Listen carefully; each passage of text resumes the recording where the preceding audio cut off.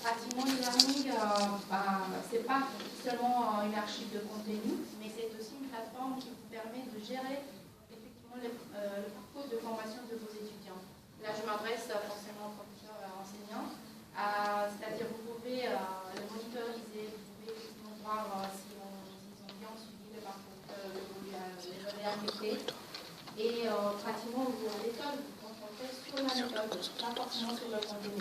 Ils peuvent déjà exploiter la théorie de chez eux, alors qu'à l'école, ils se concentrent sur la méthode, ils vont appliquer cette plateforme pour le besoin spécifique. Voilà, donc je voulais juste vous envoyer la présentation à tout le monde.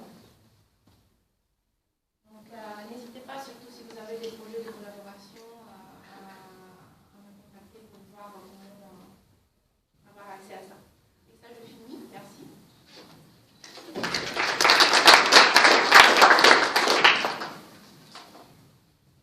Merci à Odyssée qui a ouvert cette matinée. Merci à Anna, Marie Bruce et à Georges Courbet. Alors, nous allons passer à la deuxième présentation.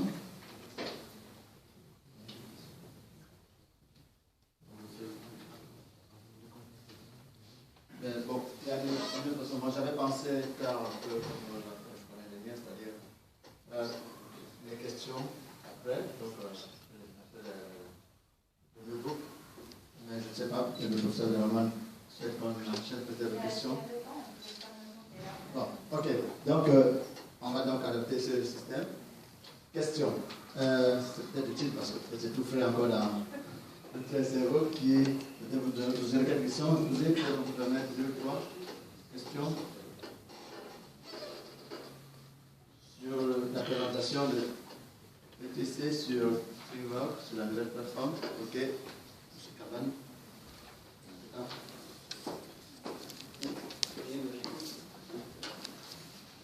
Pas à la bonne. Et c'est comme ça que je fais des présentations.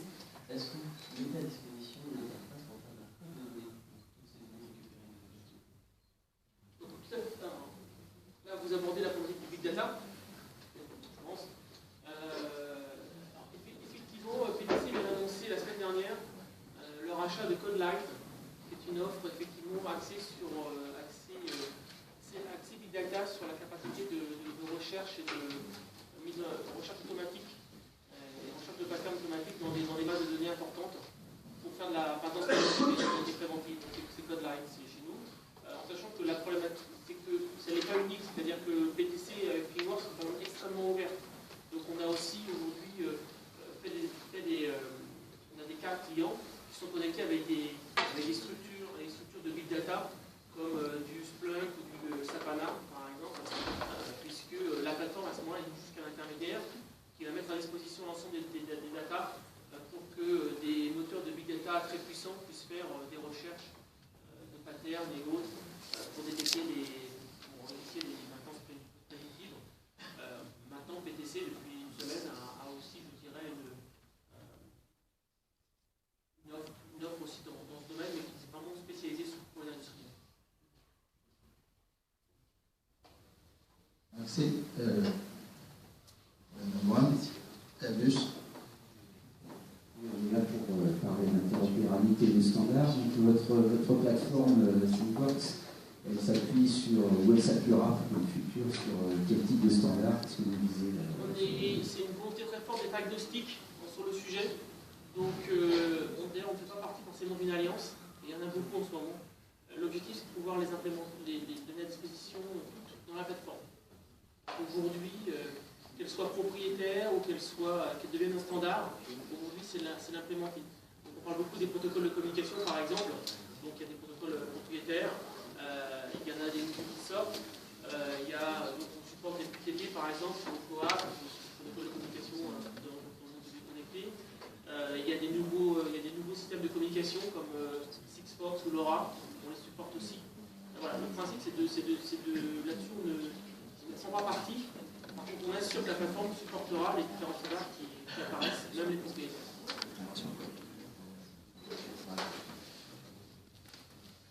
questions? Bon, donc je vous remercie. PTC, merci. Et je crois que là, on a pu constater effectivement que, avec cette présentation, vous aurez bien réalisé que la recherche évolue. Et PTC ici a bien voulu nous montrer qu'on ne restait pas sur le PLM traditionnel. Vous voyez, c'était l'innovation que nous avons notée. Avec le connaître PLM, là on avance déjà vers autre chose. Et là, ça nous montre simplement que le travail ici est encore plutôt arrivé. Il faut toujours continuer à arriver. Et nous pensons que cette plateforme de PTC nous permettra peut-être d'en savoir plus sur ce qui se fait.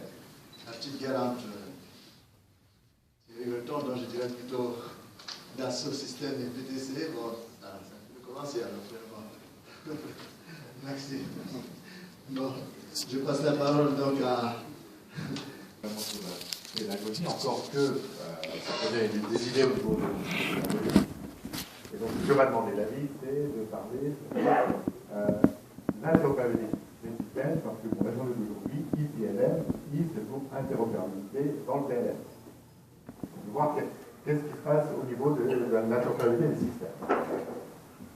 Alors, j'ai intitulé ça, d'abord, des slides en anglais, parce que il faut que je sois interopérable avec mes futures conférences, et donc en anglais, c'est quand même plus facile pour moi de réutiliser un certain nombre de slides, mais bien sûr, je vais lancer ça en français. Donc j'ai intitulé ça Where are we? Where we go? This is a good question. Parce que je vais essayer de vous dire un peu mon point de vue sur qu'est-ce qui se fait, qu'est-ce qui s'est fait ou qu'est-ce qui se fait dans l'interopérabilité des systèmes, qu'est-ce qu'il pourrait rester à faire, mais c'est une bonne question, dans le sens où je n'ai pas de réponse à tout. Donc n'espérez pas que je vous dise directement qu'est-ce qui reste à faire pendant les années qui viennent, et je ne serai pas totalement non plus complet sur ce qui a été fait. C'est très difficile parce que toutes les problématiques d'interopérabilité, ça existe, sans que ça s'appelle comme ceci, ça existe depuis au moins 20 ans. Donc il y a 20 ans, ça ne s'appelait pas comme ça s'appelait intégration faible. Avant ça, interfaçage, ensuite intégration faible. Et puis, depuis le début des années 2000, dans le cadre de différents projets européens, on a appelé ça interopérabilité parce qu'on voulait pouvoir opérer, faire des choses entre les systèmes en général. Voilà. Alors déjà, d'un point de vue recherche, l'interopérabilité, c'est déjà un problème de conceptualisation. Il existait des problèmes techniques, et les problèmes actuellement, c'est des problèmes de conceptualisation. Comment conceptualiser les systèmes qui doivent interopérer, qui doivent fonctionner ensemble? Ça, pour moi, la problématique qui existe depuis 5 ans et qui est toujours présente dans le domaine de l'interopérabilité des systèmes. Alors, il existe un grand nombre de définitions d'interopérabilité. Donc, ce que je vais vous présenter, c'est une définition par beaucoup d'autres d'interopérabilité. Ce qu'est l'interopérabilité. Je vais vous parler de modèles de maturité parce que globalement, beaucoup de gens ont travaillé sur essayer d'identifier des modèles de maturité qui permettent d'évaluer à quel niveau une entreprise ou à quel niveau un système est par rapport à sa collaboration avec les systèmes. Je vais vous parler plus particulièrement d'interopérabilité de systèmes d'entreprise. Qu'est-ce qu'un système d'entreprise? Quels sont les problèmes qui existent toujours dans le domaine PLM, dans mon équipe PLM, et je vous avec un certain nombre de challenges. Je souhaite vous partager avec vous. Donc, l'interopérabilité, je ne vais pas rappeler ce que c'est, parce que je ne sais pas aussi tout ça. Une des définitions parmi d'autres définitions que c'est celle-ci qui, après, toutes les définitions se ressemblent, moins. Donc celle-ci du standard ISO ISD 2382, qui est en fait la capacité de système à communiquer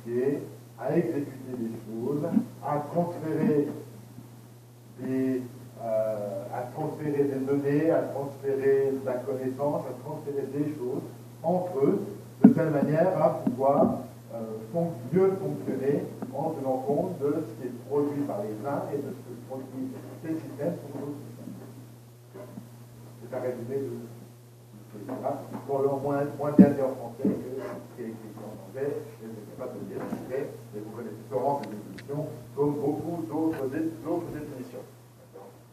Alors, quand on parle d'interopérabilité, la première chose que l'on pense, c'est de l'interfaçage. Et on pense de l'échange. Alors, au début, il y a très longtemps, on échangeait simplement des données.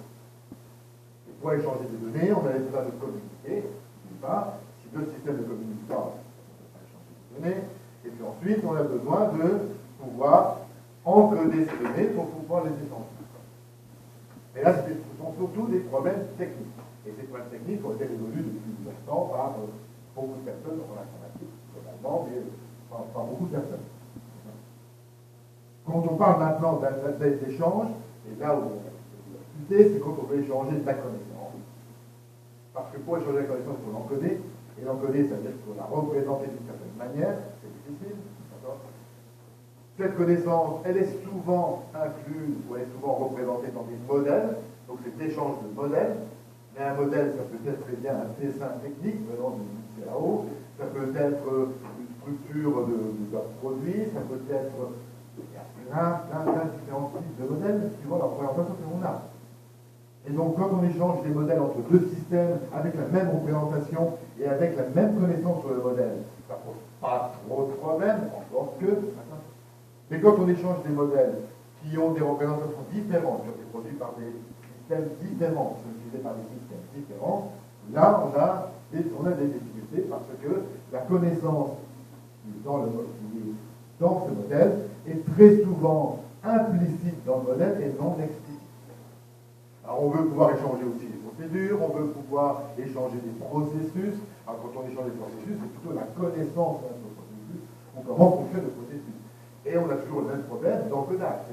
Comment est-ce qu'on va représenter ces procédures, ces modèles, de la manière dont on les échanger. Alors, il y a un grand nombre d'activités ou d'initiatives de standardisation qui essayent de standardiser des langages de représentation, qui essayent de standardiser la manière dont on va échanger ces choses-là, qui essayent de standardiser des modèles, qui essayent de standardiser des procédures, des processus. Donc, par exemple, de standardisation. Tous ces standards proposent des briques qui peuvent être utiles pour faire interopérer des systèmes. Mais aucun ne permet de dire, grâce à ce standard, mon système va pouvoir interopérer avec lui. Parce que ça dépendra de quel système on parle, et ça dépendra de qu'est-ce que l'on veut échanger. Interopérer, donc, ça, dans interopérabilité, il y a une idée qui est une habilité, une capacité. En gros, deux systèmes qui interopèrent, qui veulent interopérer, ils doivent d'abord être capables d'interopérer. Alors, on peut être capable d'interopérer avec n'importe qui, théoriquement. Et pour ça, si on dit n'importe qui, parce qu'on ne sait pas avec qui, a priori on ne sait pas avec qui, c'est extrêmement difficile parce que on ne sait pas justement avec qui. C'est comme nous, en tant qu'humains, quand on veut interopérer avec quelqu'un, alors si on parle la même langue, anglais, et un anglais à peu près bon, voilà, on arrivera à interopérer. À peu près, encore qu'on ne comprendra pas forcément complètement, d'accord? Et c'est pas n'importe qui. C'est avec quelqu'un qui parle la même langue que nous. Si vous voulez pouvoir interopérer avec n'importe qui, avec n'importe quelle personne, de n'importe quel pays, avec n'importe quelle langue, c'est quelque chose qui ne doit pas faire. Je ne suis pas expert, mais je suppose que même les cours avec la langue des signes, je ne crois pas que la langue des signes soit universelle dans le monde. Est-ce que quelqu'un connaît la langue des signes? Je sais qu'elle n'est pas universelle. Elle n'est pas universelle. C'est-à-dire que quelqu'un qui parle la langue des signes en France, à mon avis, il n'est pas capable de parler avec un Chinois qui parle la langue des signes. C'est dommage. Ils auraient pu quand même inventer une langue des signes à universelle. Pourquoi pas? Ça ne doit pas être impossible à faire. J'en sais rien. Bon. On essaie dans les langues avec l'espéranto, ça n'a pas donné grand chose à mon avis, parce que j'ai jamais entendu parler, quelqu'un parler espéranto et jamais vu d'espéranto. Donc la capacité à interopérer avec quelqu'un en général, c'est quelque chose qui est déjà produit. Donc pour des systèmes, vous imaginez que c'est un peu plus. Alors ce qui est un peu plus facile, c'est quand on sait avec qui on va interopérer. Quand on sait avec qui on va interopérer, on est capable de savoir au niveau de la source, ce que la source peut donner, et au niveau de la récepteur, ce qu'il attend. Donc là, on a déjà beaucoup plus, c'est un peu plus facile de pouvoir mapper ce que produit l'un et ce que reçoit l'autre pour voir quelles sont les compatibilités ou les incompatibilités. Et comme on verra parmi les challenges, le placonatique, c'est d'évaluer, non pas la compatibilité, mais d'évaluer l'incompatibilité. Parce que quand il y a incompatibilité, il y aura problème. Et l'important, c'est pas quand ça marche, c'est quand ça marche pas. Et quand ça marche pas, il est important de le savoir, au moins de le savoir. Si on sait que ça marche pas, on peut faire attention. Si on ne sait pas que ça marche pas, ben on va pas avoir une idée. Donc, l'habilité d'échanger l'information avec différentes syntaxes, différentes représentations et différentes sémantiques, parce que celui qui produit, il n'a pas la même connaissance de base que celui qui reçoit, et donc il n'a pas forcément la même sémantique et la même signification de ce qui va être échangé. Et là, on a des problèmes. Et donc, ce qu'on aimerait bien développer, c'est des services d'échange, des plugins d'échange, dans lequel on dit, voilà, je vais échanger quelque chose entre A et B, ben, j'ai un plugin que je configure avec ce que connaît A, je configure avec ce que connaît B, et automatiquement, on est capable d'échanger. Donc ces plugins qui n'existent pas, ces services d'échange, en gros, c'est des mappings entre la connaissance de A et la connaissance de B. Donc si on est capable de formaliser la connaissance de A, et si on est capable de formaliser la connaissance de B, et que comprendre A et comprendre B, on devrait être capable de faire des liaisons entre ce que connaît A et ce que connaît B, pour que tout ce que dit A est transformé en ce que B est capable de comprendre, et inversement, tout ce que B a besoin, il est capable de demander à A. Théoriquement. Là, il y a des choses à faire. Mais, pour l'instant, rien ne fonctionne bien. Ça, c'est pour l'interopérabilité, la CAP. Donc là, il y a beaucoup de travaux qui ont été faits en informatique dans le domaine des services, du web service en général, qui permettent de faire en sorte que deux systèmes, si on connaît leur interface, sont capables d'échanger des choses à condition qu'on sache à l'avance qu'est-ce qu'on veut pouvoir échanger. Alors, il y a une différence entre l'interopérabilité et l'intégration. Quand on veut intégrer un système, ça veut dire qu'on prend plusieurs éléments, plusieurs composants, on les met ensemble, on les modifie de telle manière qu'ils puissent fonctionner ensemble, mais une fois qu'ils sont ensemble, ils ne peuvent plus travailler tout seuls. L'interopérabilité, elle, a été inventée, elle a été donné, parce qu'on s'est dit, quand on a un système intégré, à partir de là, on ne peut plus séparer les morceaux, et qu'on veut, c'est la flexibilité, on veut pouvoir enlever des morceaux, remettre des morceaux, on peut avoir des systèmes qui peuvent s'améliorer, et donc là, on a besoin d'être flexible, et donc là, on ne peut pas cimenter le tout. Voilà. Alors, des applications comme les ERP ou des grandes applications là sont des systèmes intégrés parce que chaque élément, chaque composant, vous pouvez l'acheter de manière séparément, est intégré autour de la base de données